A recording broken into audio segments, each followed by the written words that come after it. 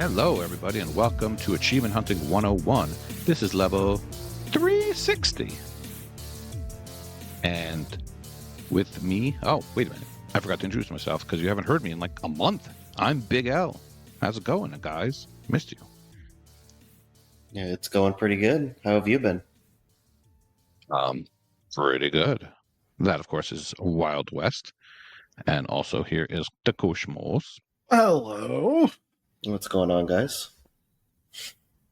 Howdy, howdy. It's just the summer. It's hot. It is. Freaking hot. We finally have reached triple digits in Texas. In Utah, it's like 90, but in Texas, we've gotten to triple digits. On Utah, you could have triple wives, so that makes sense. No, that's not how it works. No, it's not. I don't know. No, it's not how it works. How do I you keep know? telling you that. Because I know. Isn't that how you had 47 kids? No.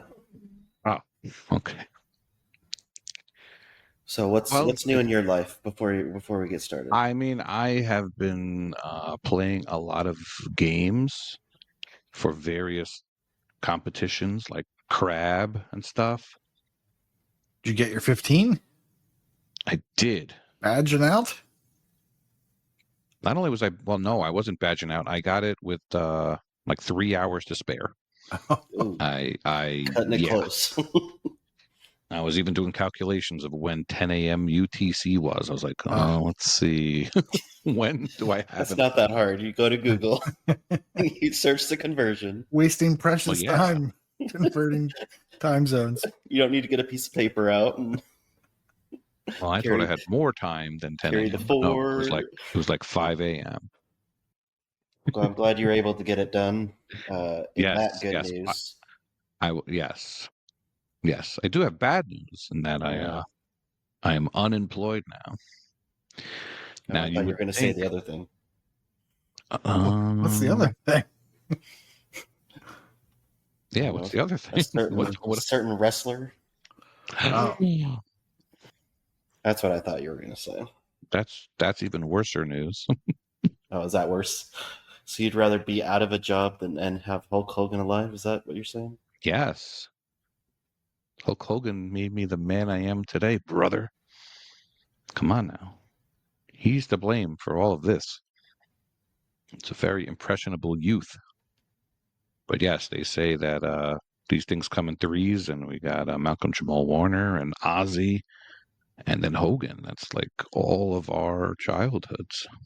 I mean, not you because you're young, but me and Koosh, we were children in the, 80s. A long time ago in a galaxy. Yes. Mm-hmm. I was a child in the 80s. Yeah, that's true. And there are three beloved celebrities that are also very problematic. So, wait, was Malcolm Jamal Warner problematic? What did he do? In a 6 degrees fashion, or maybe a 2 degrees. Oh, okay, yeah. Like a 1 degree fashion. 1 degree, yes. Rudy. We chose to. Yeah, the Hulk Hogan thing sucks because everyone's focusing on, Terry Bollea, the man, who is a jerk. But I grew up with Hulk Hogan, the wrestler, the superhero. So I'm trying to separate the two, and it can be hard. Yeah. But that. Moving on. Before I get sadded. Yeah. So anyway,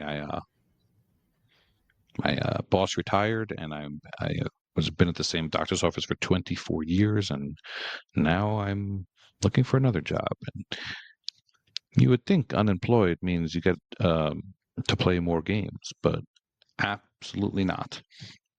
It means sending in application after application for jobs and scouring Indeed and every local hospital, and it's a jungle out there, I tell you. And also it's summer, so my family's around, so couldn't be worse timing. But I did get to play some stuff, and we'll get to talk about it later. Well, I think I'll say it for all of us that we hope you find something soon and quick and as pleasant as it can be. I know a job's a job, but as pleasant as it can be. Yes, thank you. I hope to have some good news next time we speak. So it is episode 360, and you guys, or one of you guys, had the idea to make this level Xbox 360 centric. And that's a great idea. The Xbox 360 is why we started achievement hunting. It is why we know each other, right? This is it. This is why. Because they decided to add a bleep bloops to their games. I think it's a pivotal generation for a lot of things too. You've got kind of the older generation that had those, the Nintendos and early PlayStations growing up, but a lot of people, got introduced to achievements at Xbox and all that with the 360, and I think it's a pretty big generation because of that. Yeah, and it still saddens me that it's considered retro now, but yeah, that hurts. Well, let's think about it logically. When the 360 came out and we saw an Atari, would we say that was retro? That was 20 years prior, right? So yes, yes. So I guess as sad as it is, it is retro. Not to be confused with Retro Chief. Hey, buddy. So you put out the call to the Discord and asked their favorite games and their favorite memories of the Xbox 360. Mm-hmm. And we actually had a pretty good response from our Discordians. Is that what they're called? Sure. You can make up whatever you want to say. Say on it. Yeah, Discordians. They play the accordion. They play the accordion on Discord. I'm going to start off with something Isrit said. And he said that no 50 Cent Blood on the Sand mentions so far is a travesty. And I'm going to leave right there. That game is amazing. It has co-op. It has online co-op. And introduced this white boy to 50 Cent. And let me tell you, I love his music now. I'm a big member of the G Unit. You hadn't heard of 50 Cent until 50 Cent Blood on the Sand? Didn't say I didn't hear of him. Okay, well, you were introduced to him. I knew that one song from Dance Central. Indie Club. Indie Club. Yeah, that one. It's the only one I know, I think, actually. I only know that one. I think Candy Shop is the only other one. That's a different song? Okay, yeah, I knew two songs. Different songs. Yeah, that Candy Shop song is sweet. Anyway, well, yeah, the whole first album you got to hear. It's pretty good.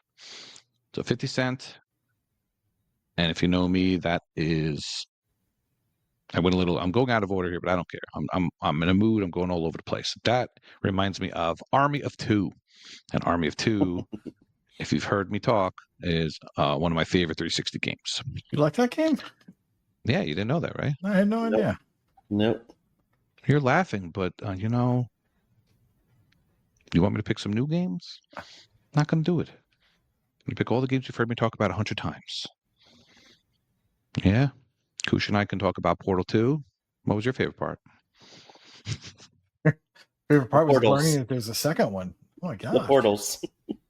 Yeah. There really isn't the second one, right? We're just messing with you. Oh, I guess. Yeah. I mean, I'm in on the joke. I know all the things. The cake was a lie the first time. I don't know why they would make a second one. Yeah, well, it's pie in the second one, right? Yes, it's pie. Torts. And then what? Cookies in number 3 or something? Yeah. Scones. Yeah, so Army of Two is unfortunately not playable online anymore because EA did their thing and shut down servers. But you can still play locally.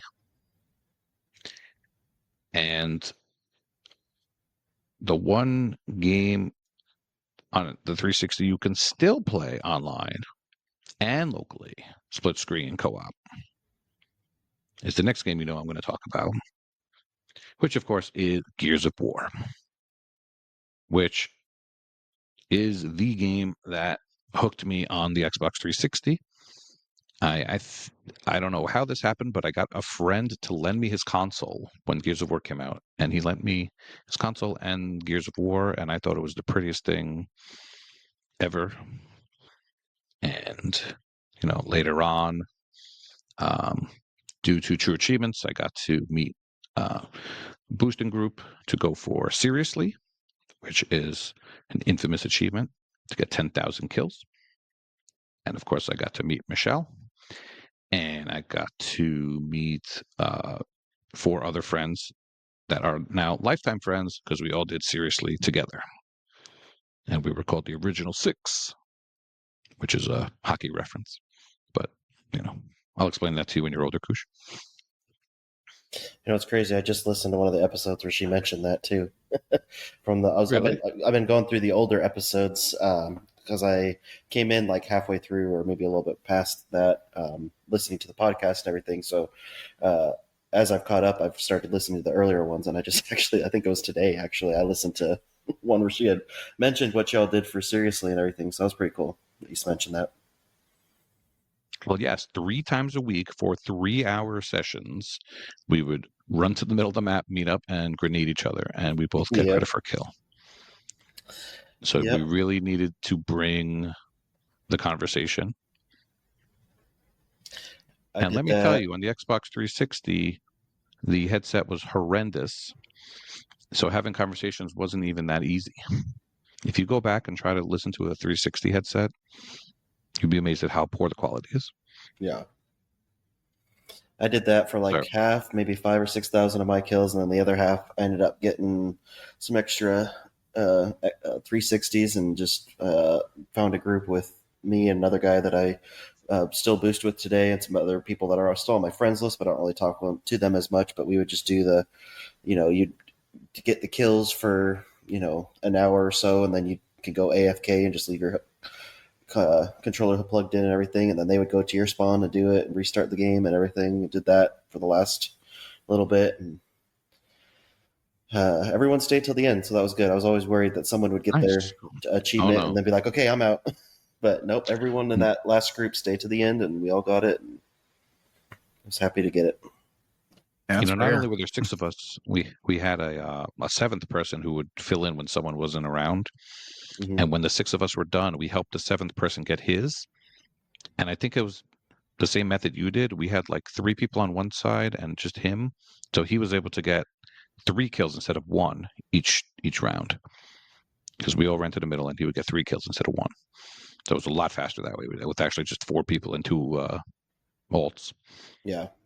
So that's what we did. Like we had everyone at the beginning, like when I first started, we had everyone run to the middle and we would do the grenades and all that stuff. But then we found another group, or I found another group. I think I had 3 360s, and we had some other people as well.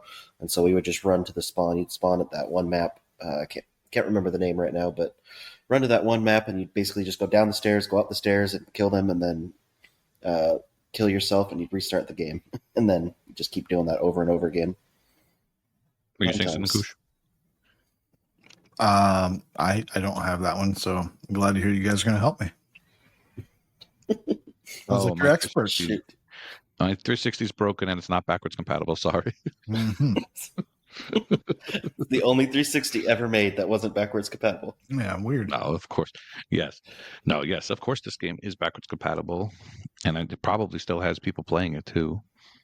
Well, it's about to have even more with the second remaster they're coming out with. The reloaded master something. Yeah, that comes out in a month, August 26th. PlayStation remaster. And when there's something crazy, my son is interested in playing this now with me. Oh, nice.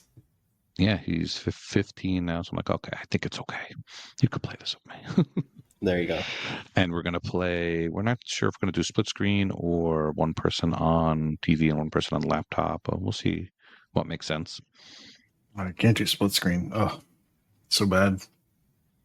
Not when you have a 400-inch TV like me. Come on. Maybe. Jeez. My daughter and I are playing a game right now where it's split screen, and it's just, I hate it. Now, Wobbly Life may not be as good as Gears. No, no. Wait, which game? Wobbly Life. Oh, Well, the good thing about split screen is you can see what the other person's doing Mm-hmm. and kind of point out stuff. So that's the only good thing. Mm. I mean, that is a good thing. I'm blamed enough. I'll get back to Gears later. Wild West. Give me some 360 thoughts of yours, and if you want to read some of the listeners' comments, you can as well. Yeah, I want to say thanks so far. We might be done with the contest by this time and everything, but I enjoyed reading everyone's responses. I still got to get through some more. I liked Ace's highlighting Civilization Revolution. I've made it known in the podcast that I've enjoyed Civilization quite a bit, and this was a little different take on it. Made it a little easier, which was nice for the 360. So I enjoyed seeing the love from him on that, and also his achievement he pointed out was pretty fun. The Executioner in Fable 2. If you remember that, it says, "Are achievements really worth the lives of so many innocents?" Question mark. And probably. I think that's where you have to go on a rampage, if I remember right. They have to kill a bunch of people. Let me see real fast. You have to do a bunch of stuff at the Temple of Light. It looks like that, but yeah, I remember getting that one too, and I remember chuckling when I saw that. So it was fun to see that highlighted. And it was also fun to see some new people. Schnickerman joined the podcast or joined the Discord, and he likes Red Faction. He or she likes Red Faction Gorilla. Another person I didn't see before. I like potatoes. Do you like fries though? Is the other question. But they mentioned Fallout 3. Favorite achievement is Turd Burglar from Duke Nukem Forever. Yes. And of course, Ahizo has his Fallout 3 praise, so we'll leave it at that. He likes picking up garbage. Now, Ahizo useless garbage. Ahizo mentions Dragon Age Origins, which is one of my favorite memories from the 360. I didn't grow up playing a lot of RPGs. I mostly did management games growing up, and then I enjoyed the 64 quite a bit with the Mario Kart and GoldenEye and all that stuff. So never really did had the computer or the space to do an RPG. But getting into Mass Effect, I think, was the first game when I mentioned before, when I went to the store and bought a 360, Gears of War and Mass Effect were some of the first two big games that I got. I think I played Gears of War first, if I remember right, but Mass Effect was also another one that was early in my memory, and that was where I really started to go for achievements. The first big game that I started doing, I was like, because I saw that pop up on the screen. I was like, I wonder what this is. And then, I found the spot where they would go in the original dashboard, and I was looking at them, and then I was like, that seems kind of interesting, and it kind of got me hooked from that. But Dragon Age Origins, I think, was the first kind of true RPG game that I remember playing, and I just enjoyed it to the point where it still is one of my favorite games series to this date. I know I just did a game review of the Dragon Age Inquisition recently. I've got Veilguard that I bought thanks to Koosh, and I got to get a review. I got to start playing that and get that on a review as well. Ahizo says he likes achievements where they make you do some different things, and so he mentions Dastardly from Red Dead Redemption, where you got to kill some. I think wasn't that where you have to kill someone on the train track, I believe. So yeah, you have to tie someone up. So you have to hog tie them and drop them on the train tracks. I think it has to be a lady, but I'm not yes, sure. It has to. I'm pretty sure you're right, and it's a great. I would say he mentions it. A lot of other people mention it too. Just having achievements that are fun, that are different than the standard shoot this many people. Finish the game here. Collect this many things. Like collectibles can be fun. I've enjoyed the BioShock ones. I've mentioned that in the past. I enjoyed the Alan Wake ones.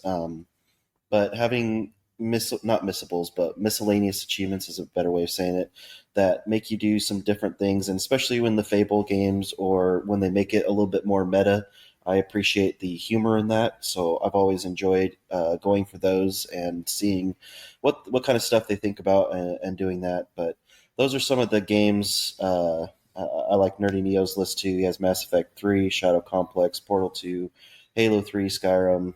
He's proudest of completing the tournament qualifier in PGR3. So it's fun to just go through and see the different memories that people have. Like I mentioned earlier, I think it's kind of fun to go back and look at this and then see how the 360 really attached itself to people with achievements or just games in general. It doesn't have to be achievements, but um, just the games. Koosh asked us to kind of look through our list too and see some of the ones. I mean, my ratings that I have looked at that have the 5-star, the normal ones that I've liked, like the Alan Reaches, or sorry, I saw Halo Reach and Alan Wake at the same time.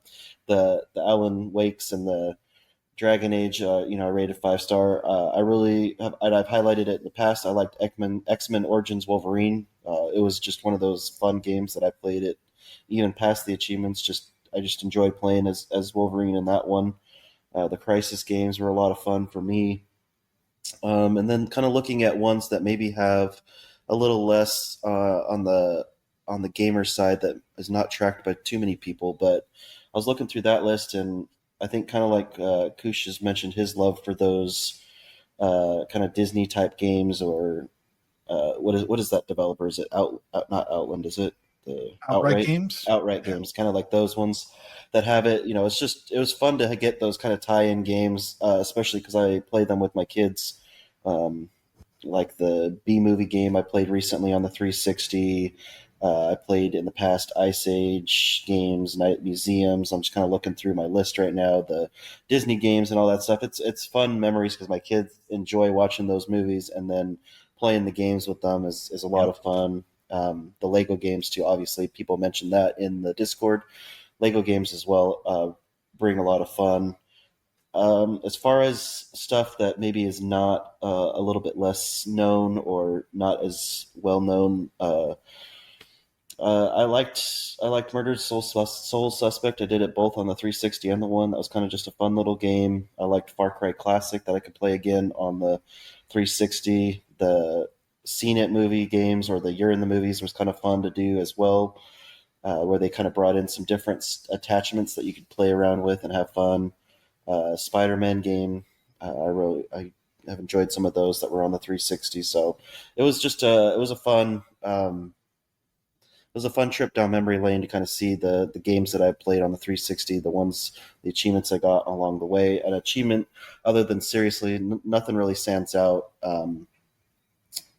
Particularly, I've enjoyed going for them. Ones I did not like were like the Mass Effect one, where you had to save or kill a certain someone to play the game multiple times or use powers. I don't like that. But as far as no, I mean, I enjoy achievements that make you try different things instead of saying, hey, you have to go down either 75% of this path like The Witcher 2 does. You can get like 75% of the achievements, but then you have to restart the whole game, play everything, make a different choice, mostly through the way of the game, and then get this other side of achievements. To me, that's not, if unless the game is something that really clicks with me, I don't like when they do that stuff, because I want to just play it and enjoy it for what it is. Make some other miscellaneous stuff that's fun to do. That's the kind of stuff that I like. So but I enjoyed everyone's responses. I look forward to hopefully hearing some more in the future, and we appreciate those responses. And that's kind of what I enjoyed from the 360 era. All right, very nice. Koosh, how about you? Yeah, well, we were talking about trying to highlight the 360 and how special it was, or whatever, what we liked about it. There were so many angles that I was like thinking of. I'm like, this is the console, number one with the most tie-ins. I love my tie-in games, and it's got the most like plastic peripherals. Like, it's got light guns, it's got microphones, it's got game buzzers. Plastic instruments, drawing pads. It's Connect, right? So everything. The 360 was wild. My favorite era of Xbox gaming, absolutely 360. No doubt. It was just more fun. Now, granted, games now are amazing, but back then it was just, I think about the 360 and all I think about is fun. When we were going through the achievements, I couldn't think of a single achievement, but dastardly, that is just so iconic. I mean, it fits so perfectly with the theme of the game. That's just great. What was that achievement? The dastardly. We already covered that. That was the hog tying a lady and putting her on the tracks and let her get run over. And you know where they did that again, right? No. I guess you do. In Goat Simulator, the Payday DLC, I'm pretty sure. Well, I haven't played their DLCs yet. What? Nah, I just haven't gotten around to them. There's a lot of stuff to play, so I haven't gotten around to those yet. But that's the one I remember is Red Dead, obviously. So when I was kind of reading what people were writing, like you said, we got some new people. And in fact, like Black Eyed Monkey was one person that said, hey, they even pointed out, I don't really talk much here. I'm new. They mentioned Bastion. A couple other people had mentioned Bastion. Great XBLA. Also mentioned Hell Yeah, Wrath of the Dead Rabbit, which is a great kind of Vayner platformer type that I had never really realized was there. So I kind of had to circle back and luckily was able to pick it up before, I think it was delisted. I'm not positive. I was lucky enough to get it before that happened. And another first time poster, I believe, is Coherent Win. I hadn't seen that name before. And he's verbose. Lots of thoughts on the 360 with best achievements for No One Left Behind from Mass Effect 2, saving your entire team in a suicide mission. So I guess it's technically not a suicide mission at that point. So good job. I think that's a Sonic one too. Yeah. So and of course, Nerdy Neo mentioned Shadow Complex, so I don't have to. Thank you. As I was looking through, I didn't want to just go over my favorite games again because I feel if people have listened for a while, they know some of my favorite games for the 360 that I keep repeating, things like Titanfall, X-Men, Wolverine. And I'm not going to mention those. So, and of course, Shadow Complex. Good. So instead, what I decided to do is pull up my collection and sort by 360 games that I've actually earned an achievement in, even though I have a bunch. I'm restricted it to ones that I've absolutely played. And then I sorted by things like lowest started by the community and the lowest completed by the community. And I pulled out 3 things just to highlight. Maybe I've talked about these before, but not to the level, not to the extent of like a Titanfall. The first one is Interpol, The Trail of Dr. Chaos. I know I've mentioned this before, and this is such a great hidden picture game. I believe it was maybe the only one on the 360. And yes, now we have a bunch, but I don't think they're as good as Interpol, The Trail of Dr. Chaos on the 360. It's still available. You can get it for $5. And it is a little bit, it's not like the X1 games, which are very easy. This one does require a little bit of timing and maybe even a second controller to complete it. But 2 to 3 hours, fantastic game if you're into point and clicks, and there's nothing like it. Secondly, Captain America Super Soldier. People had mentioned Dante's Inferno on the 360, which to me is the version of God of War, like that hack and slash version of God and War. Like that's what we got on the 360 with Dante's Inferno. Well, the new God of War, where you're kind of running around third person over the shoulder, is a lot like Captain America Super Soldier. So that's our version of maybe of that kind of God of War game. And it's kind of old. It's 2011, but if you're into superhero games, this one you might want to check it out. And it's still something you can get, and it's a good time. And lastly, because I love Red Dead Revolver. You can't get achievements in Red Dead Revolver because it's a Xbox classic game or an Xbox original game. This one is most similar to it. It's Call of Juarez Gunslinger. It's got the most feel like Red Dead Revolver. So to me, I want to earn achievements in that game. This thing is the next best thing to it in terms of kind of that motif. That whole theme just kind of feels like it back in the day. So there you go. Call of Juarez Gunslinger. Very cheap. It's $2.99 right now. That's crazy. But yeah, so that's kind of what I was thinking about, was like trying to highlight some other games that maybe don't have, the visibility of other games. Do you feel like this era in general kind of experimented the most out of any era with all that stuff that you mentioned? Well, I feel like it's got to, right? Because of all the peripherals and things like that, Totem ball. Yeah. And Guitar Heroes, and I didn't even think of those. That's wild. Yeah. I think it was easier to be kind of, adventurous and different back in the 360 era because games are so expensive to make now. And now it's kind of like you just kind of go for the safe thing. So the things that are different or riskier are typically, independent games or indie games or just these smaller, non $60 to $70 titles. They're like the $10 or whatever. That's where you'll see kind of like innovation or just something different. But back in the day, yeah, the 360, you saw a lot of stuff, a lot of weird stuff. Like, what was another one I had? Castle Siege. Now I know everyone should be familiar with Castle Siege because I believe it was everyone that had Games with Gold. I'm pretty sure it was a Games with Gold game. But that's just a kind of a unique game type. There aren't too many games that are exactly like that or very similar to it. Where you have just these different units and you kind of send them out and then you are able to like throw lances and all kinds of stuff, just very, very different.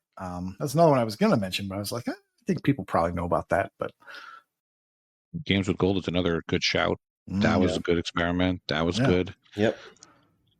Xbox Live Arcade. I liked when they had those, only a couple new games every week. Mm-hmm. And then they had the Summer of Arcade and Guacamelee. If I never heard of that one. That's how we got it. Guacamelee. And Maka just tweeted recently like was disturbed that now when you go on the Xbox dashboard and you go to new releases and you just see the shovelware and 3 versions of each game is just right there in your face, and it's just silly. Used to be a little more special. So I'm with you that just felt right on the 360. Yeah, I'd agree too. Like when you're just looking through your collection and seeing all the games you played from that era, it's definitely feels different than it does now with all of that stuff that you mentioned. But I mean, you don't get that itch, like that special feeling when you see Lost Snowmen and no, that kind of stuff. No, you're missing out on like you're missing out on like Hannah Montana. Come on. Oh. It's back when a quick completion was 8 hours. Yeah. And the stain on your card, and then you'd be like, "Oh, quick, play 10 more games, get it pushed down further." Yeah. below the fold. No, but I mean, you just don't. Like, you get I was just looking at my list. You get like the backyard sports games. You get all these. I mean, you still get stuff, but it's just not as. I feel like all the tie-in stuff now just goes to Fortnite or Call of Duty or things. But you get all these movie games. You got these experimental Connect Fun Lab games or whatever they are, whatever you want to call them. Just it was fun, and they still ported the stuff that you liked from the earlier stuff. You had Altered Beast and the Sega games that would come in and could play some classics ones that you liked and all that. So it was fun. All right. Anything else we want to discuss about the 360? Those were the days. Yep. Yeah, I still have a collection also of games all waiting to be played one day. Asterisk. And I think one of the first ones in alphabetical order is Alan Wake. There you go. So I'm going to have to take a trip to Texas and accidentally hand you the controller and accidentally swim in your pool in the 100-degree weather. There you go. Eat some Texas barbecue. Oh, that sounds so good. Oh. All right, show over. Show's over. I'm going to go get some ribs. I ate ribs with this dude. All right. Now we have some news items. Splitgate servers are shutting down on August 22nd. And interestingly enough, Xbox heard the cries from the people. Either that or people were not pre-ordering it well enough. Outer Worlds 2 will not be $80. So will it be 60 or 70? 70. 70? Yeah. Yeah, just like this other game that I may have bought called Donkey Kong Bonanza. Have you played it yet? Nope. Okay. But I watched my son play it, so I don't know if that counts. Just It's normal. basically you just smash a bunch of stuff. Gotcha. Maybe there's a story there. I don't know. But anyway, Outer Worlds is going to be on Game Pass, right? I assume. So not a big deal either way. No, it will still be on Game Pass and all that. So be able to play it. All right. I'm going to let you guys do your showcases first, and then I'm going to get on my soapbox. I hope you're ready. Wildwest, what game would you like to showcase? All right. Well, like I teased last time that we were on, I am going to showcase Farm Together 2. But before I do, I just wanted to give a quick update. I was able to finish Anno 1800 for Bulgar's contest, and also I had a lot of fun with it as well. So I was able to finish the expert campaign, and the last few missable achievements I had, they're not too difficult. So if anybody needs any pointers or anything, I'm more than happy to help out as I can. But great game overall, and it's on Game Pass right now, and so you can get the completion. I think I finished up with about 60-ish hours, maybe a little bit more, but some of that was just I think I left it on one night just to wake up with a bunch of money in my account and everything. But I probably could get it done in about 40 to 50 hours, not too bad. But this week I want to talk about another simulation management game, and that is Farm Together 2. And I would say if you love the first one, then you are absolutely going to love this one. Because it is pretty much the same, but just bigger and better. And they're still working on it too. The developer is Milkstone. James. What? Go ahead. I know there's a ton of jokes that you want to put in there, so No. You would never. The developer is Milkstone Studios, and from the first game, they were constantly tinkering with it, updating it, adding new items to the game. New decorations, all of that stuff, and they're doing the same here. The game has been out on Steam for about a year, I believe, and they announced it in the last few months that it was going to be coming to Xbox finally. They just released it the other day on PlayStation and Switch as well, so you have plenty of opportunities to play it, and I believe there is cross progression. I have not looked into that too much, but that would account why there's people being able to complete it pretty quickly on the leaderboard, because I think they're able to bring their farms in from the Steam side and get those achievements quickly. But it is looking like the first game, like it's going to be about 150 to 200 hour completion. But just like the first game, the crops and flowers and the animals and all the stuff, it grows on a certain time. So when you plant it, it could be anywhere from 10 minutes to 2 hours to a day or 2 days. I think 2 days is the max on some of the stuff. So once you plant it, or if you put a flower in there and harvest it and everything lasts for real world time.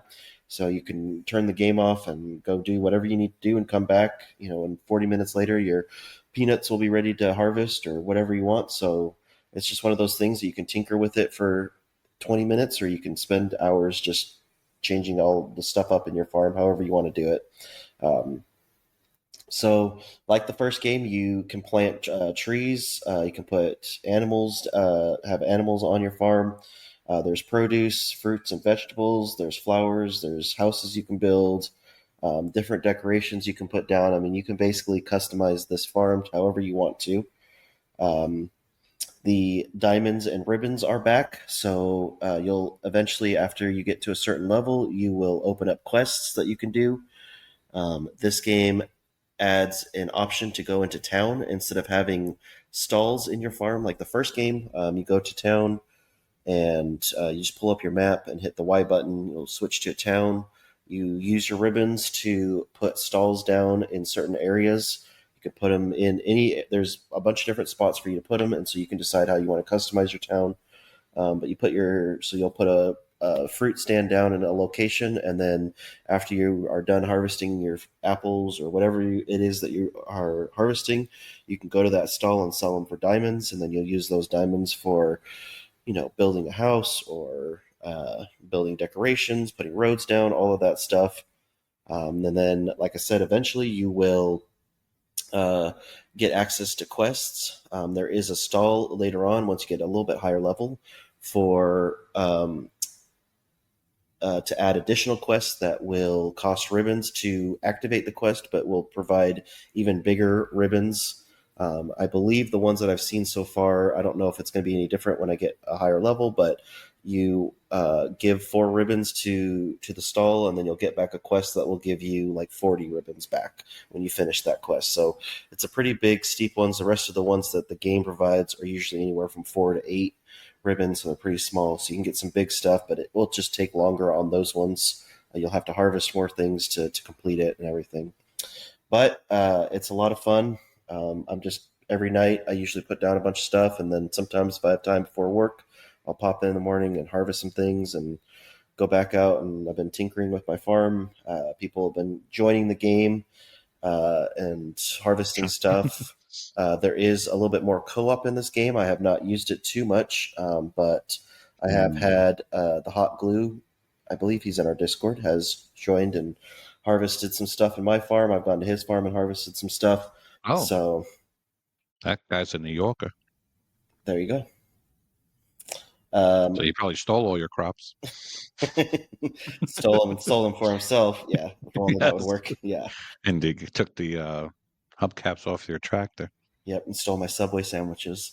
So, like the first game, the favor is back, but this time you can use it a little bit more differently. I believe in the first game, you just would go to other people's farms. You could harvest stuff, and then you would be able to add favor to your home farm, so that way you could have double XP for that. This time, you build a stall in your town, and you can go to it, and then you can change the favor. You can turn in the favor for anything from double XP to diamonds to ribbons to to money. You can use it for money as well if you want, or specific crop if there's something that you really need to have for a quest or something.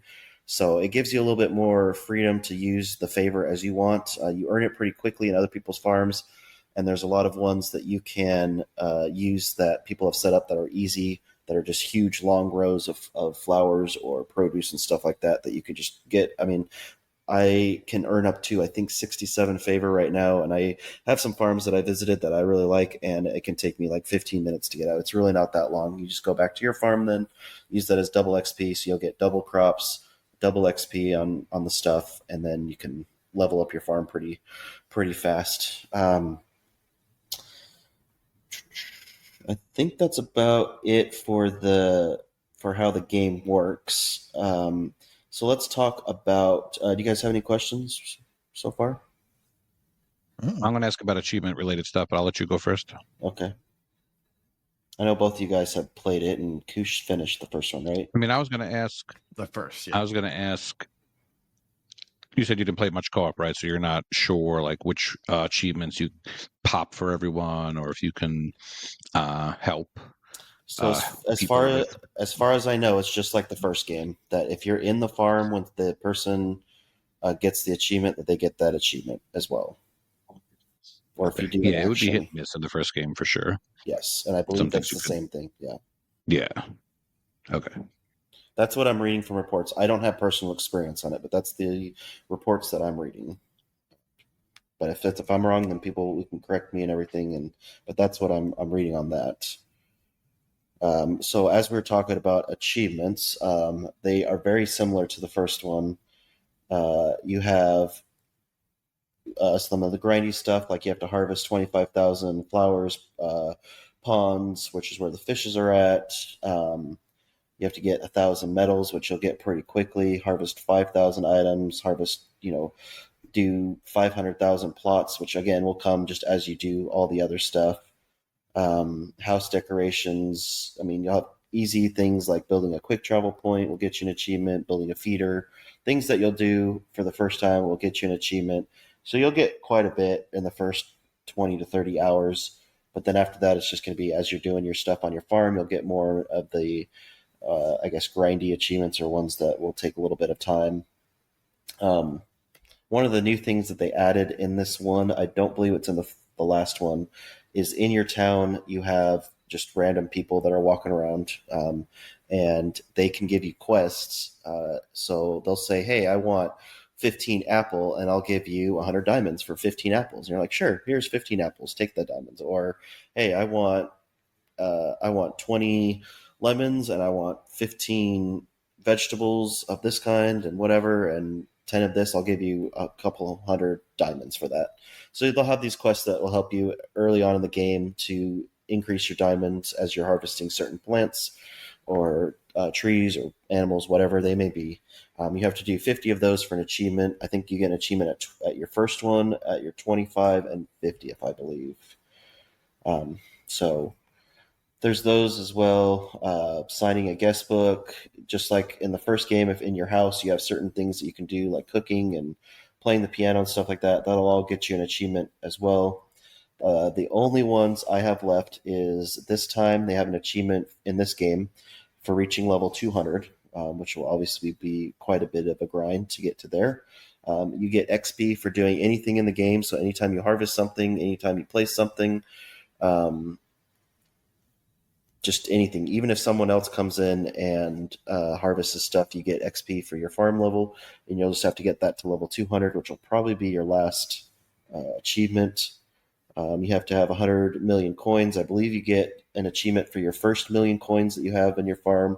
I'm just about at 100 million. I don't know if someone has gotten it for me yet or not tonight, but I'm pretty close to that. You get an achievement for unlocking land expansions, which, as you know, in the first game, that as you get certain levels in your farm, you can expand it out further. So you'll get achievements as you do that, and that'll just come naturally. And towards the end game, you'll be flush with diamonds as you're selling stuff off and everything, so you won't have to worry about grinding for that. Some of the stuff that I thought was kind of interesting, I don't think it's in the first one. I'd have to go look back and see, but you get achievements for you get an achievement for having 50 different items at level 50 and then one item at level 100.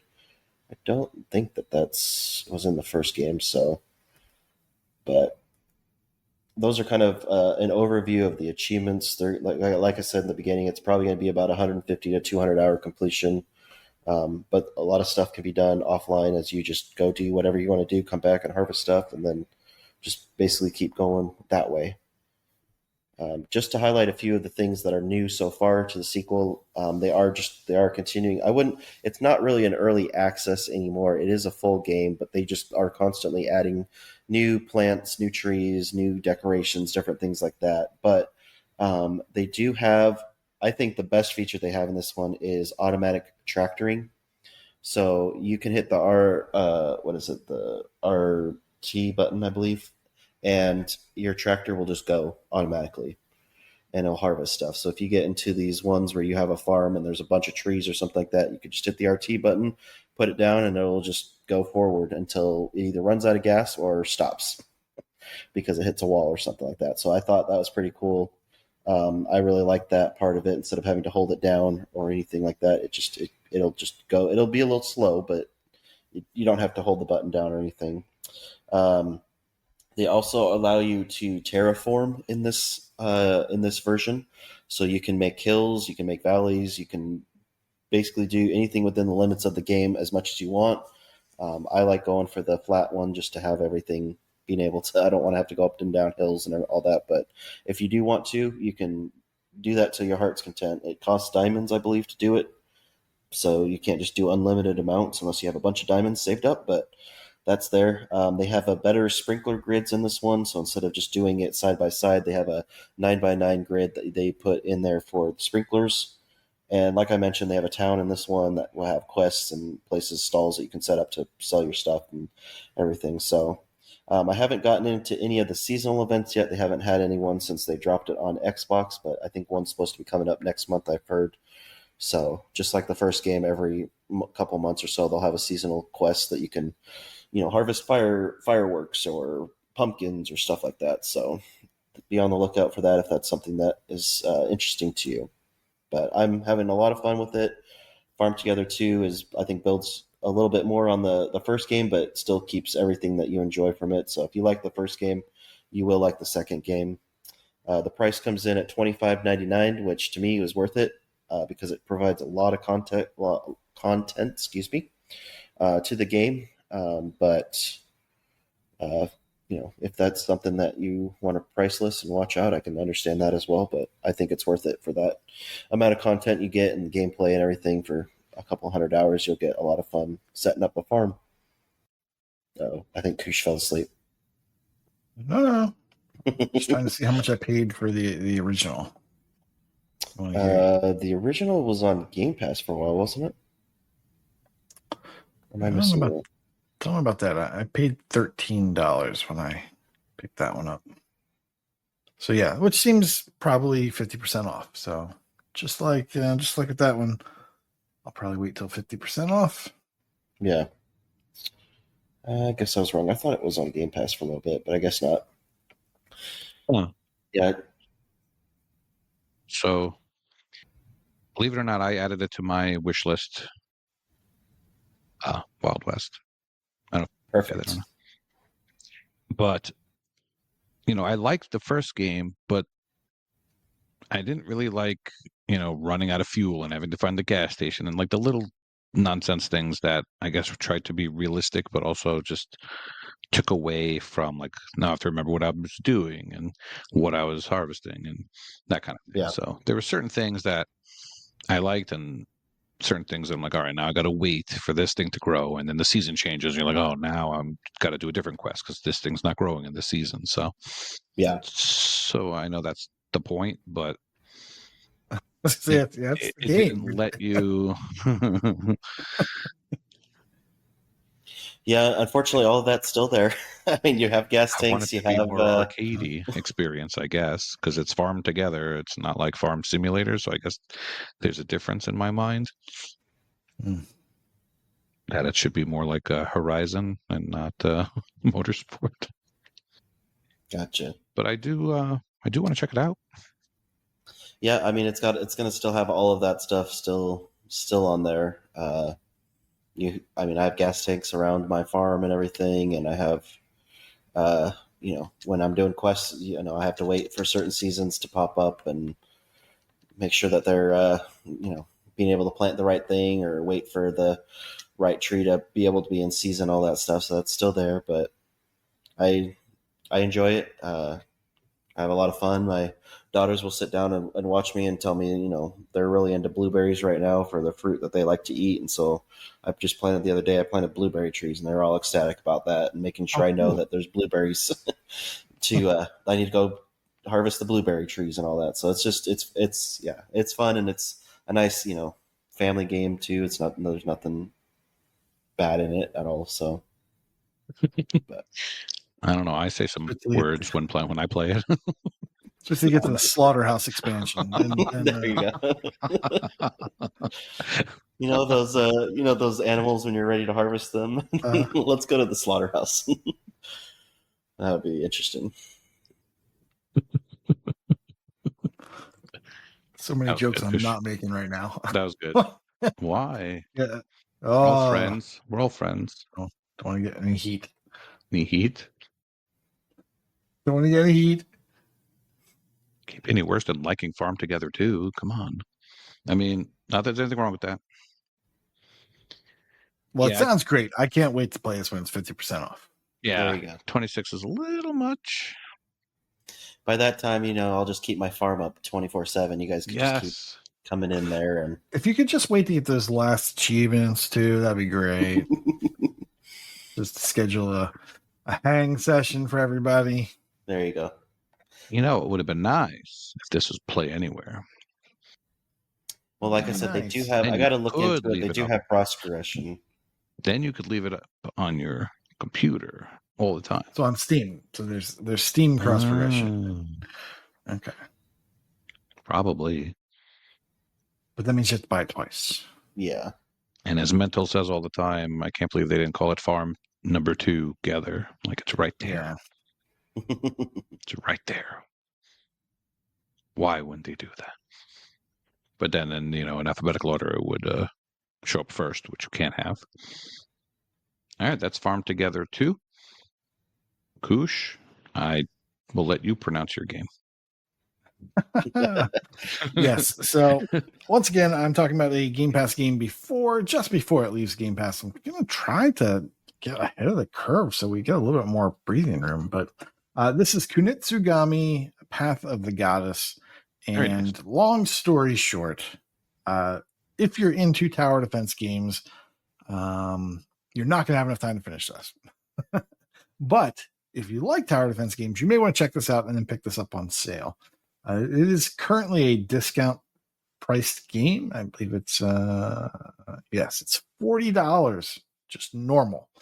So when this goes on sale, it'll be $20. And that is a fantastic price if you're into this type of game. So once again, this is a tower defense game, but it's also hack and slash. So it's a lot like Orcs Must Die. If you remember that, you have to, I think you run around and you shoot stuff and you set traps and stuff like that. So it's the same sort of concept, but in this game, if you haven't seen the trailer, it is something. It's very Japanesey, and you have no idea what's going on. You're like, okay, there's flowers, there's dancing, there's demons. I don't understand. And yeah, I don't quite understand. However, the gist I've gotten after, 20 hours. I've put 20 hours in so far. The gist of it is that there's this goddess named Yoshiro, and she's the one that does all the dancing and the cleansing of the demons. And your name is So, and you are her guardian. And so you run around with your katana and eventually a bow and a bunch of villagers, and you can do hack and slash. So you're fighting demons literally like Onimusha, running around just hacking and slashing, doing combos, unleashing special attacks and things like that.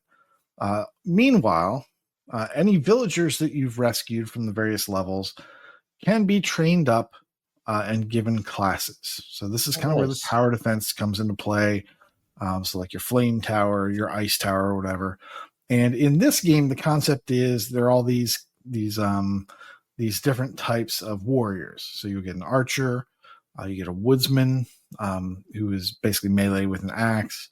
You get, what are they called? There's another type that can dispel demons, and basically it just means that they kind of pause them. Yeah, it's like an ascetic.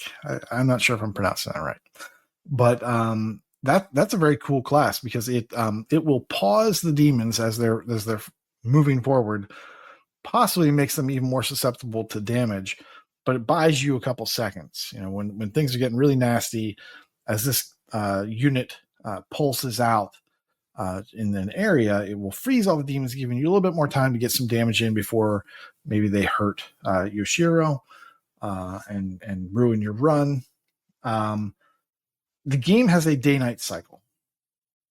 So at the beginning, so when you go, let's say you go to play a level, you start off in daytime, and you have a minute or two, something like that, to go and explore the level, to purify corruption.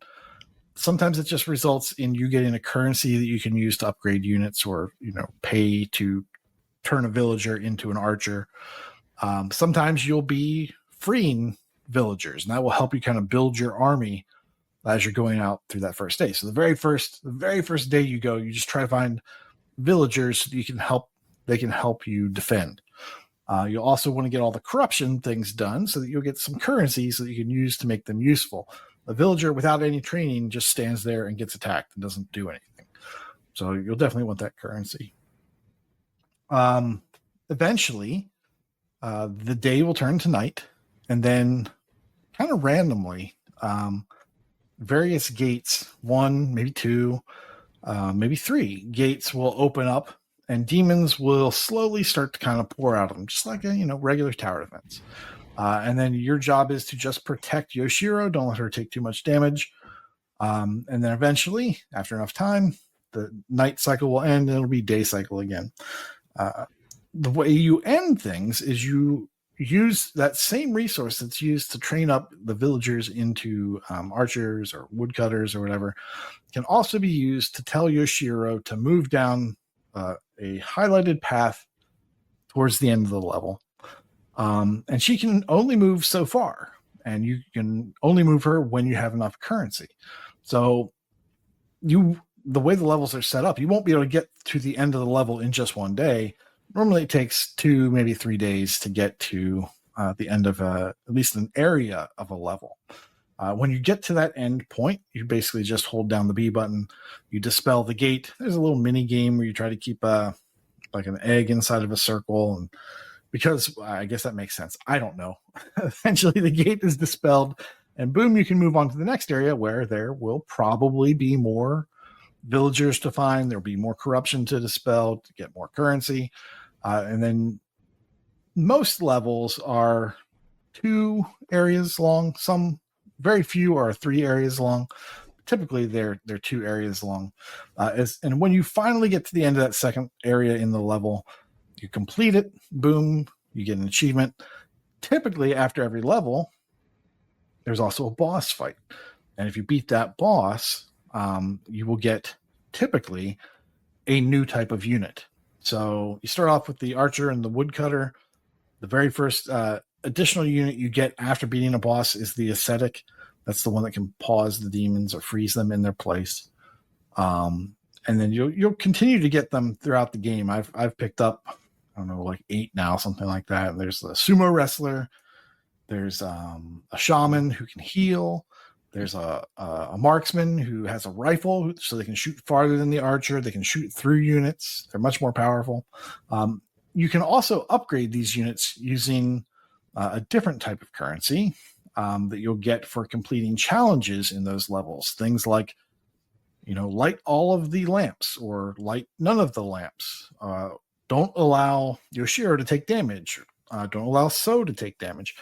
And the nice thing about those challenges is just like you'd expect, you don't have to do them all in one run. You can do them across multiple runs. You can say, okay, this time I'm just going for this first challenge because, it's really hard to do if I try to do all 3 challenges at the same time. And also some are mutually exclusive. So I can't do light all the lanterns and not light any lanterns at the same time.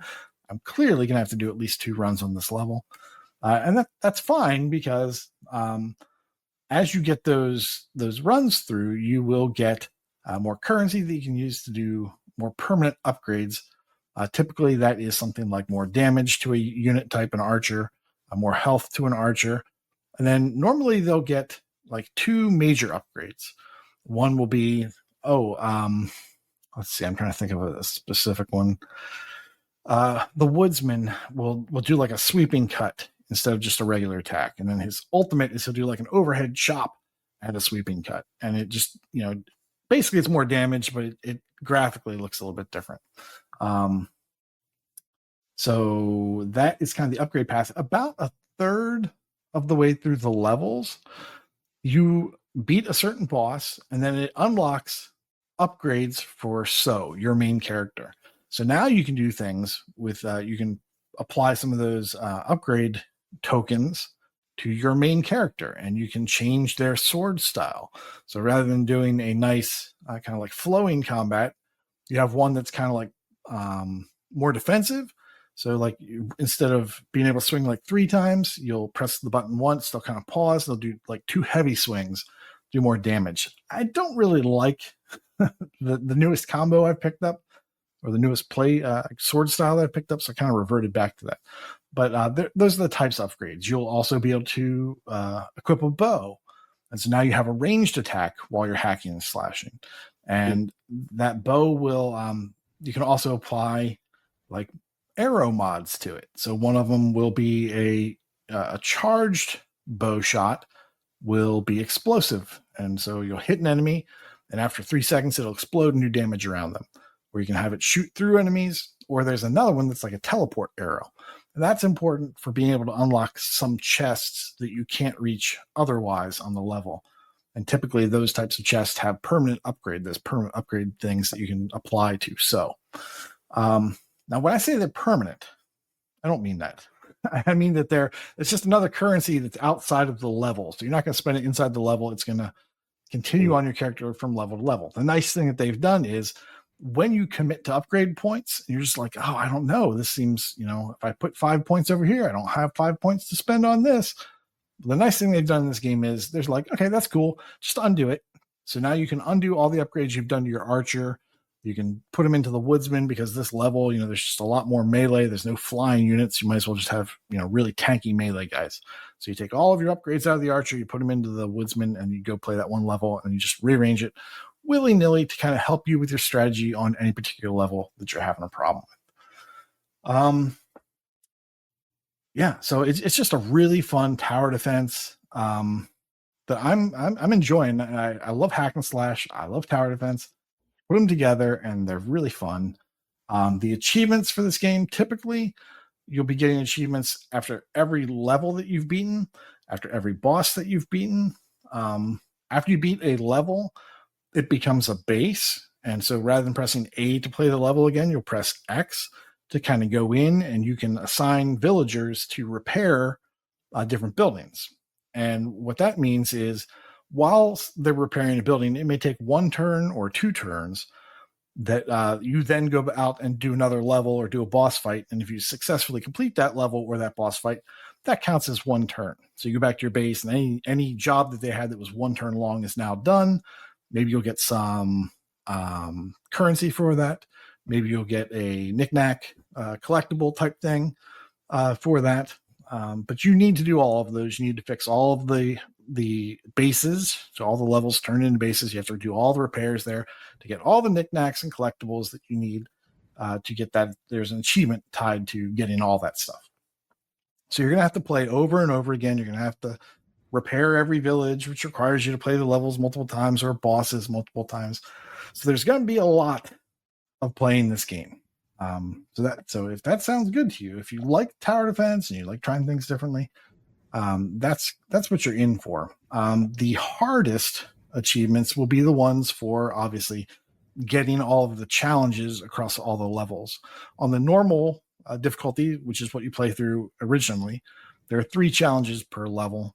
Once you beat the game, it'll unlock New Game Plus, which you can then, I believe, I haven't gotten to this point myself yet. I believe you should have all your abilities unlocked. You'll have all your job types unlocked, and you'll be able to play the levels again. But now each level will have 2 additional challenges that you can work towards, which will give you those permanent upgrades, which you can then use to apply and fill out the things that you haven't done to sew or to your other, roles, the other jobs. You can increase them all because there is an achievement for increasing all of those to the max, maxing out everything. That's going to be one of the last achievements you'll get. And of course, the very last achievement you'll get is unlocking all achievements. But so with that being said, TA says it takes 40 to 50 hours. I'm about 20 hours in. That seems about right. And to me, I could maybe slam this out and maybe get it done before the end of the month, but I don't think I'm going to enjoy that.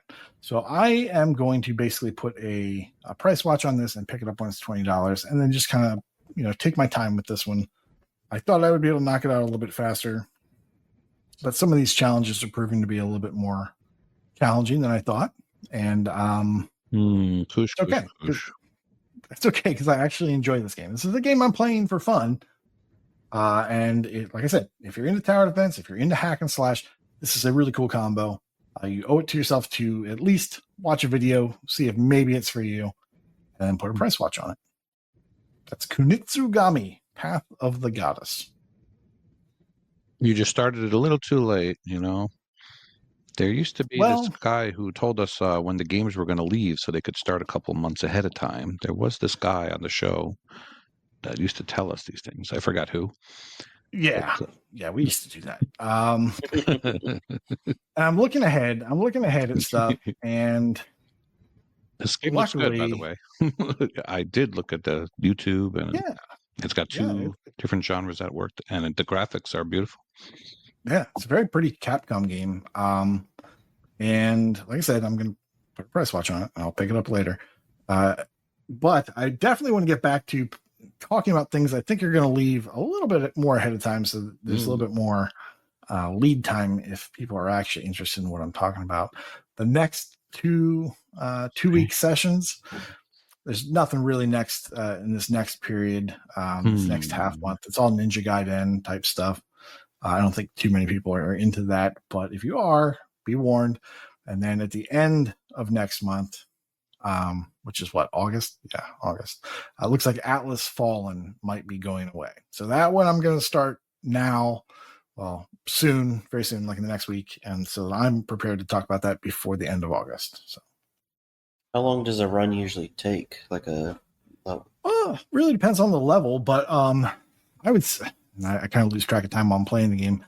I would say 10, 15 minutes. A long level might take half an hour. Okay. But thank you for asking. Thank you for asking. An important thing I left out is one of the nice things about the game is it sets auto checkpoints as you're progressing through a level.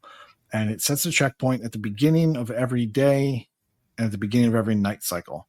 So you can go back to the last setup you had. So let's say you're, at the end of the first night, and you just got destroyed because you weren't expecting there to be flying units, right? So you set it all up for melee, and oh man, they had these really difficult guys. I had no way to take them out.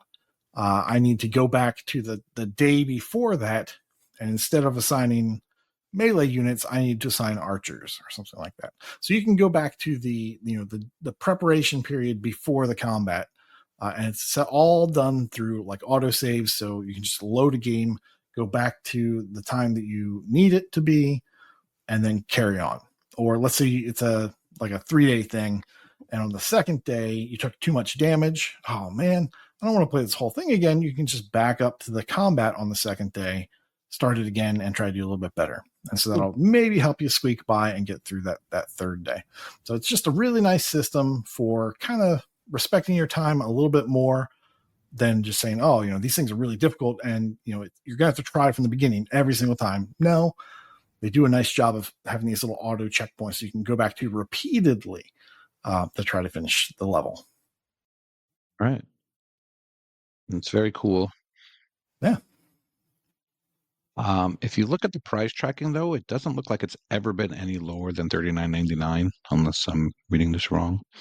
So hopefully Capcom comes to their senses and makes it a little bit cheaper. Yeah, I think at the end of the year. I mean, it's it was July 2024, so it'll have been a year since it was released, and it's been in Game Pass. I think that whole time. I think it launched in Game Pass. Yeah. So maybe once it leaves Game Pass, at the end of this month, maybe they'll have a sale at some point. And of course, this guy is, Play Anywhere. Of course it is. Not Farm Together. All right. Kunitsu-Gami, Path of the Goddess. So I wanted to talk about a game that my Thursday group was really excited for. And then all of a sudden, tragedy struck. And that is the somewhat new Teenage Mutant Ninja Turtles Splintered Fate, which is basically Hades with the 4 Ninja Turtles and Casey Jones as DLC. So our group actually all paid for this game at launch. And there was a discount for the first week or two, and it came with the Casey Jones. So we jumped on it. We played the first level. We beat the first boss and got the achievement for killing the first boss. Then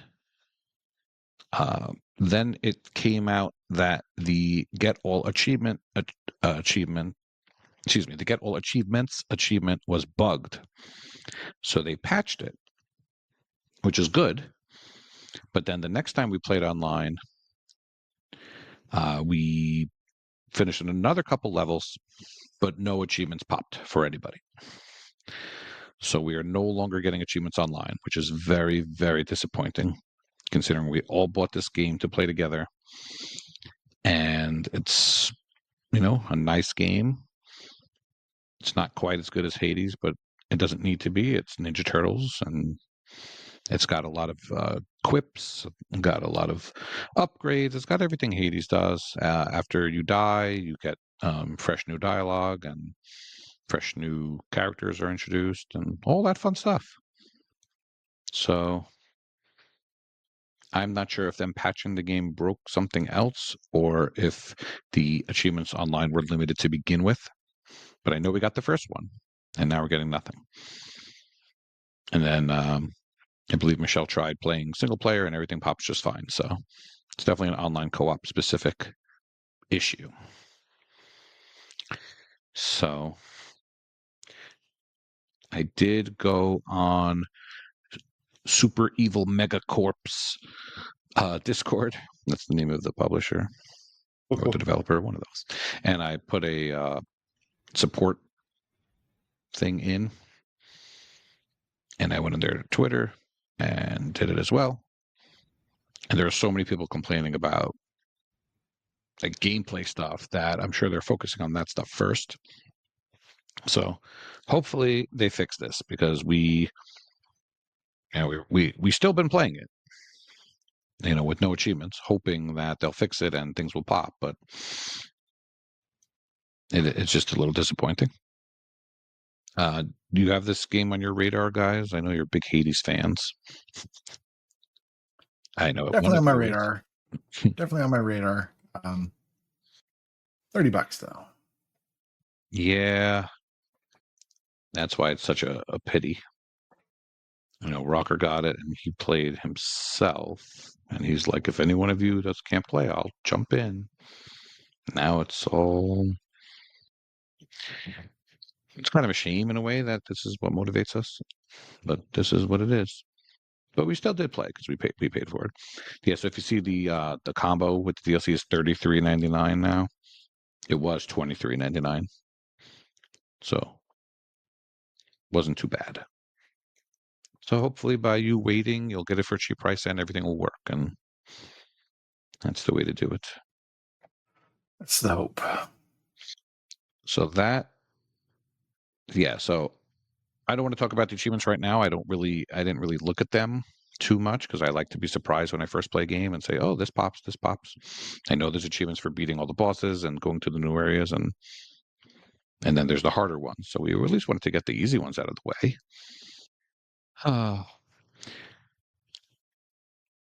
Teenage Mutant Ninja Turtles. So good. So good. So for Crab, I wound up playing a game that was talked about a few months back, which is a puzzle game called Freshly Frosted. I know Koosh knows about this game. It's basically a puzzle game where you make donuts, and there's conveyor belts that spit out the donuts, and you have to lead the conveyor belts in such a way to put frosting, and then sprinkles, and then whipped cream, and then cherries. And you have to lead the conveyor belt to I don't know what you would call it, the exit, for lack of a better term. And it sounds simple, but it starts simple and then it gets hard, like all these puzzle games tend to do. But one thing that is interesting about this game is that the music goes along with the conveyor belt. So once you hit play to see if the conveyor belt works, the music goes in tune with the donuts. And it's just very satisfying when you complete it. And then you watch them all get made, and it goes right with the music. Ooh. So anybody who likes puzzle games, I strongly recommend Freshly Frosted. Unfortunately, I had 14 achievements for Crab, and I needed a 15th. And I had one left in Freshly Frosted for basically beating the whole game. Finished the 12th grouping. So there's 12 groupings of like 10 levels each, or 12 levels each. So I did wind up about halfway through the game going to a guide, which sucks, but I did what I had to do. But to be fair to me, or unfair to me, I definitely would not have solved a lot of these without help.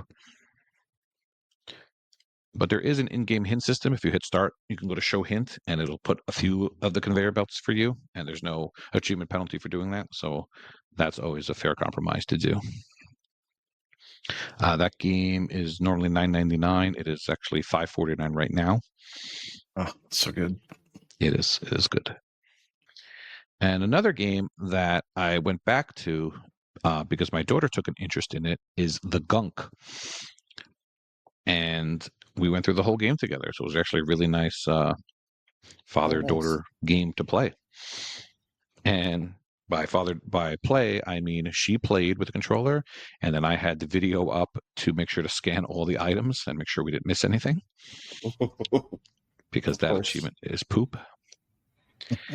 And then there's another achievement for collecting a bunch of materials to collect all the upgrades. And by the time we got to the last boss, we needed material for one last thing. So before we tackled the final boss, we just fast traveled, and there was actually a video that says the most missed stuff. And then we went over and we eventually found enough to get everything. So that popped with no problem. And there's another achievement for that KooshMoose did some solutions for. Do you remember that, Koosh? No, not at all. Really? You either did a solution or you made a comment. It was basically that you, the one for going behind the one that spits the stuff at you, and you wrote a tip that you could get it on the final boss. Oh. You don't even remember. Sounds like something I do. And a lot of people are like, thanks. You're There's welcome, this one everybody. enemy that spits, and you have to stun them, but you have to like sneak behind them and kill them. And you're like, yeah, you could do this on the last boss. So a lot of these humans you could just do in the last boss, so nothing is missable. But I just wanted to say that this game is pretty good to play with a kid, but there is a little bit of language. So like PG-13 language, the S word is said, but nothing worse than that. So I love games like this. They're quick, but not too quick. And then it's bonding time with. I thought I was going to play this with my son, and he's like, eh. So my daughter played it, and she's not really into platformers usually, but she liked it. So that is still on Game Pass. I think, did it leave and come back, or I don't know. There's a rumor to have left, be leaving. I'm tired. The Gunk, which is also great. Yeah, anywhere. I really like that one. What were you saying, Koosh? So I really like that one. To me, it felt like a little bit like Ratchet and Clank. Yes, I feel it. Yeah, it's funny to play with my daughter because she was like, "Oh my god, I'm going to die! I'm going to die!" And like, what happens when you die in this game? You just basically start right where you died. There's really no big loss. That's definitely a modern gaming thing. When you were young, you died. You lost a lot of progress. No big deal nowadays. So check out the Gunk. I would definitely, if you played that, have one guide open for the scannables, and that's really all you need. Just be careful searching around looking for the materials. Are you familiar with this one, Wild West? I am. It's kind of this is more on my radar than the Teenage Mutant Ninja Turtle one is. I just haven't gotten around to playing it yet. It's a nice. This seems like one that you'd play in between a long one. Yeah. And maybe show your daughters it. It's pretty good. Yeah, I'll have to do that. All right. So is there like a super duper mega sale going on right now or something? The ultimate mega sale. Is that going on now still? That is, I believe, through the end of the month. I saw about 5,000 Squaresoft games on sale. Yeah, a bunch of Final Fantasy games on sale when I saw. Yes. There's an article on TA about a lot of Call of Duty stuff on sale. I don't know if that's necessary. But yeah, I need to get back to the Final Fantasy series. Just too much to play, guys. Too much to play. Game Pass is out of control. It really is. Oh, I see what you did there. Game Pass away. Wild West. Tell us about Game Pass. But I thought Game Pass was ruining everything. That's what they keep telling me. No. Lies. If they do, we'll just send them to Koosh on the Discord. They can set everybody straight. Mm-hmm. All right. So available now, we have Tony Hawk Pro Skater 3 and 4. Here it's more of the same. That's good from 1 and 2. So check that out on Ultimate PC Game Pass on console, PC, and cloud. High on Life is back on. It was back on July 15th, so it's back on there now. I got to check that one out too and get ready for the sequel. He is coming on PC. It's an RPG auto battler. Do you know a little bit about that, Koosh, at all? Or yeah, so I fired that up, and it looks a lot like Loop Hero for people that might have played that one. So, but it only looks like Loop Hero because it's an RPG. So you get to decide what armor you're going to put on, what weapon you're going to use, and it's very basic. So it's just like, oh, I'm going to use this, this, and this, and you then just you have the ability to move around the map. During the day, monsters will stay still and you can move around them. If you choose to attack them, they, of course, will fight back. At night, if they see you or if you're near them, they will start to move closer towards you. So you're kind of forced to fight more at night. And that's kind of the gameplay loop. It's going to be very RNG dependent. You can unlock better gear by completing little challenges. Things like being faster than a spider. Having a higher speed stat than like a spider that you fight.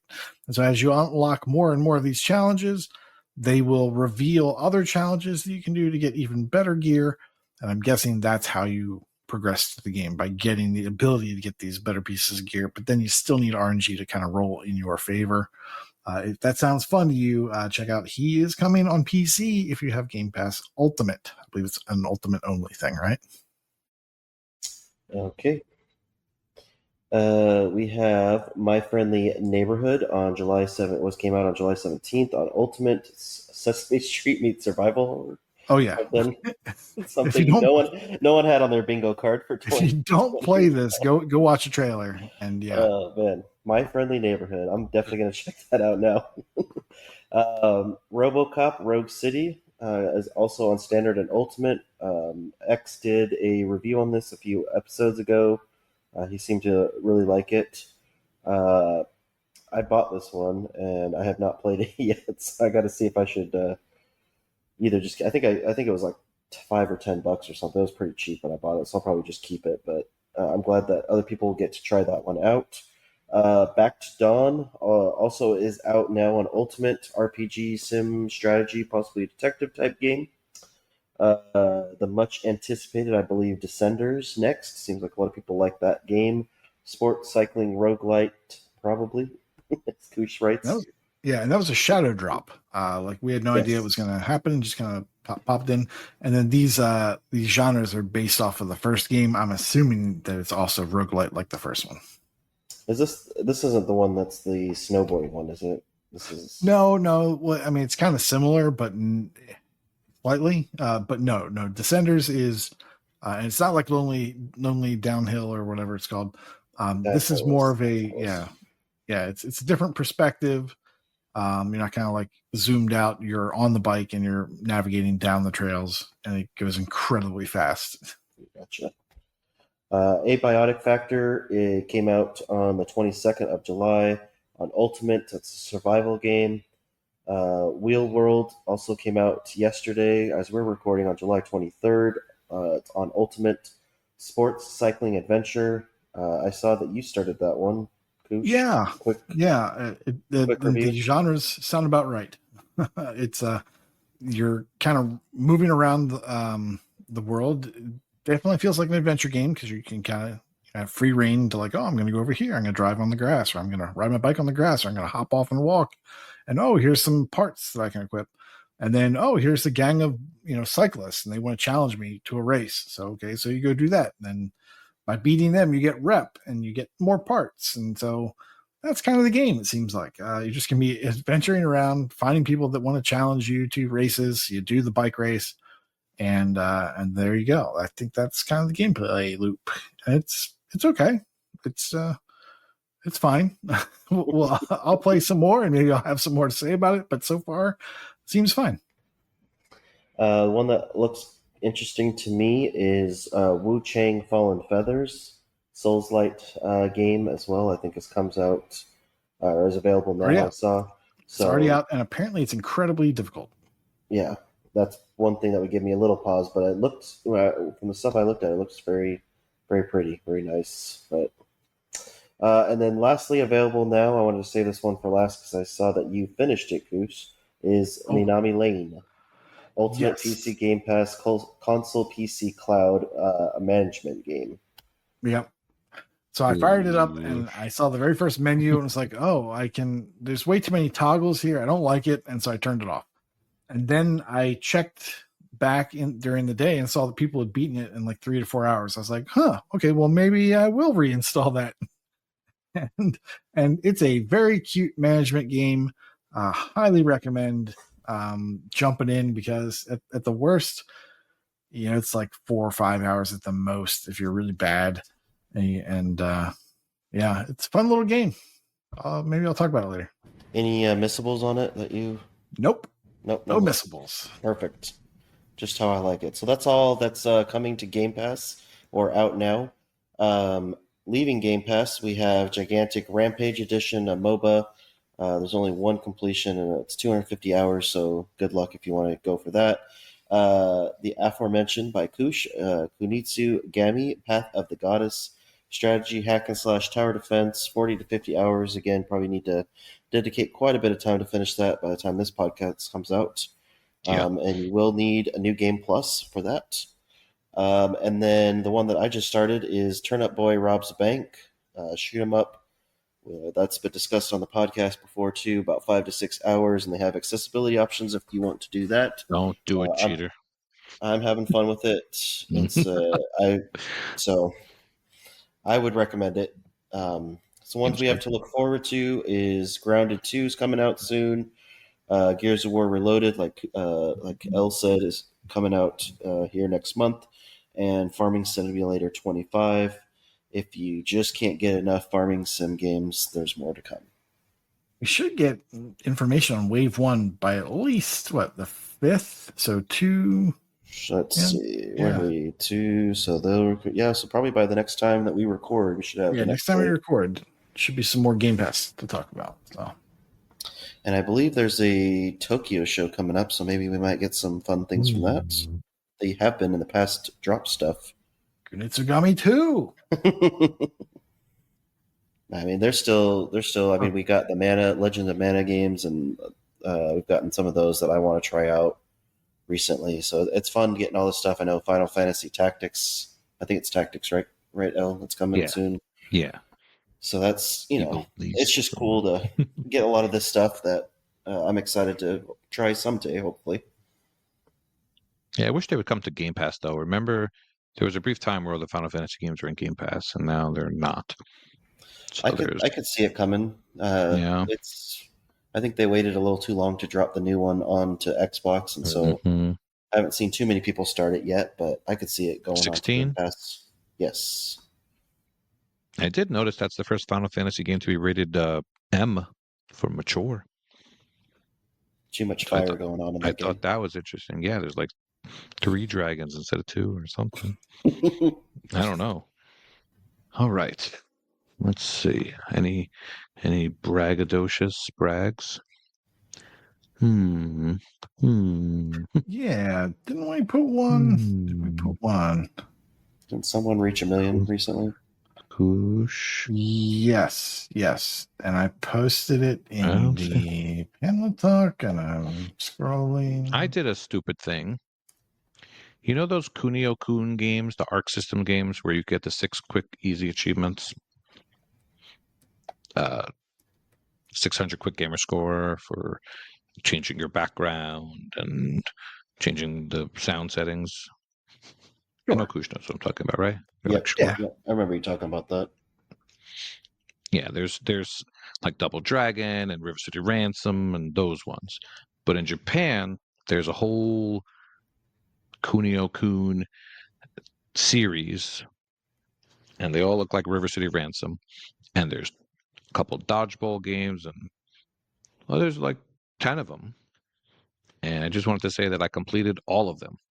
So I am done with them all. So I'm bragging on behalf of myself, because a lot of the ratios on all of them are like 3, because people just did those 6 achievements and then they stopped. They didn't even bother playing the game. Yeah. They're all doable. You can save state in all of them. There's no rewind, unfortunately, but you can just reload the states. And there's YouTube videos on all of them. So those are fun. I don't know even how I acquired them, but yeah, they're done.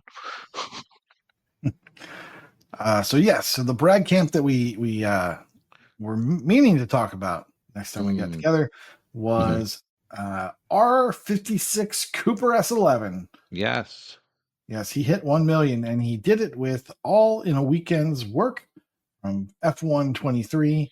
That's a lot of numbers in one letter. Yep, he took pole position. That's a classic. And it's also That's What She Said, maybe. There we go. Yeah, there we go. There it is. Congrats. R56 Cooper. Congratulations. I respect the people still just playing how they play and not chasing the easy gamer score, and they're still getting 1 million. See? You can do it. Well, it was great joining you guys again. And what you gonna do, brother, when Achievement Hunting 101 goes wild on you? Class dismissed. Bye-bye. See ya. Brother. Drink your vitamins.